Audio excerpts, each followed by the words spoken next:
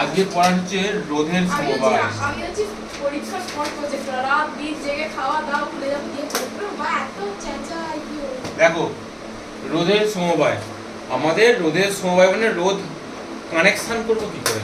তো রোধের সমবায় কটা আছে? দুইটো আছে। একটা কি? দুটো। একটা হচ্ছে শ্রেণী সমবায় আর একটা সমান্তরাল সমবায়। আচ্ছা, শ্রেণী সমবায় মানে রোধগুলোকে পরপর যোগ করে। রোধের চিহ্ন কিরকম? এরকম রোধের সিম্বল, সরি ভালো করে, এরকম হচ্ছে রোধ। এই কল্পনা শোনো, এরকম রোধ যদি আমি পরপর জুড়ে দিই মানে কানেকশন করি, তাহলে এটা কি হবে? কি সমবায়? শ্রেণী সমবায়। বোঝা গেল? আর সমান্তরাল সমবায় মানে কি? সমান্তরাল ভাবে কানেকশন যদি করি। ঠিক আছে?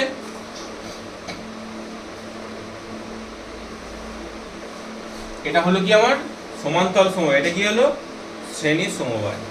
আচ্ছা, আবার বলছি, সমবায় মানে পরপর কম্বাইন করা, জুড়ে দেওয়া। তাহলে এখানে কটা রোধ জুড়েছি? তিনটে রোধ জুড়েছি। তাহলে তিনটে রোধের একটা সমবায়, এখানেও তিনটে রোধের একটা সমবায়। এটা কিরকম সমবায়? শ্রেণী সমবায়। বুঝলাম কি করে? পরপর যোগ করা আছে। আর এটা কিরকম? সমান্তরাল ভাবে যোগ করা আছে। বুঝতে পারলে আশা করি।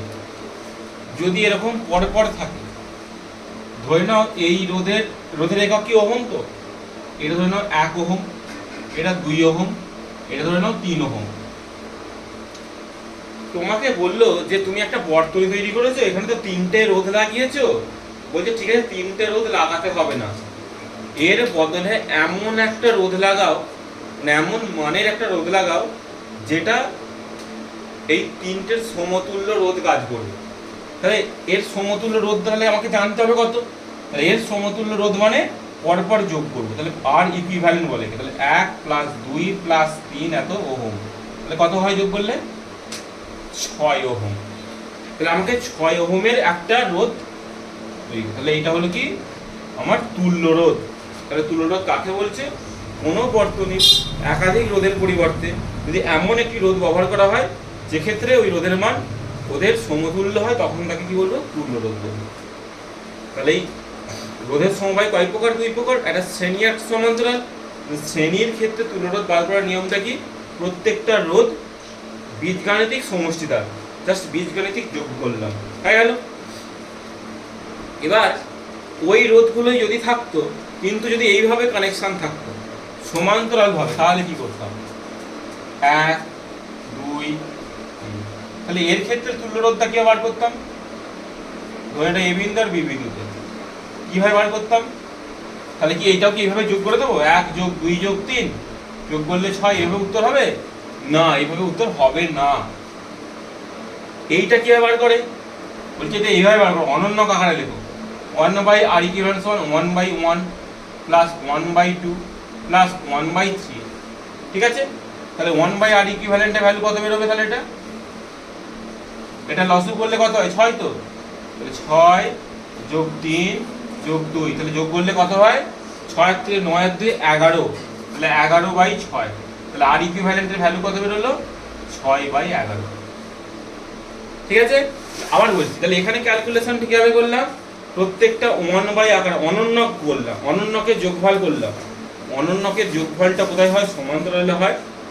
আর এমনি বীজগণিতিক যোগফল কোথায় হয়? শ্রেণীতে হয়। বোঝা গেল আশা করি।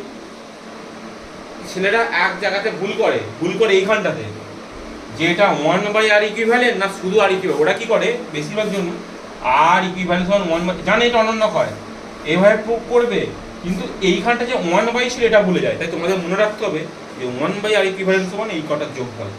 তাহলে আর ইকুইভ্যালেন্ট 1/r ইকুইভ্যালেন্ট ভ্যালু কত হলো? 11/6। তাহলে দেখো উল্টা লিখে তবে আর ইকুইভ্যালেন্ট হবে, তাহলে ওটা উল্টে দিয়ে 6/11 হবে। বোঝা গেল আশা করি।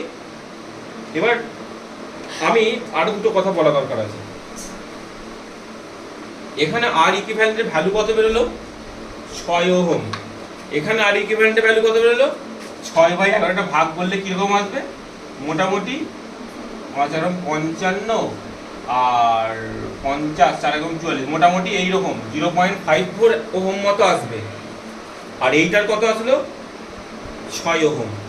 ভালো করে লক্ষ্য করলে দেখতে পাবে এই যে 6 ওহমটা যেটা বেরিয়েছে সবার থেকে ইন্ডিভিজুয়াল, প্রতিটা রোধের থেকে এর মানটা বেশি।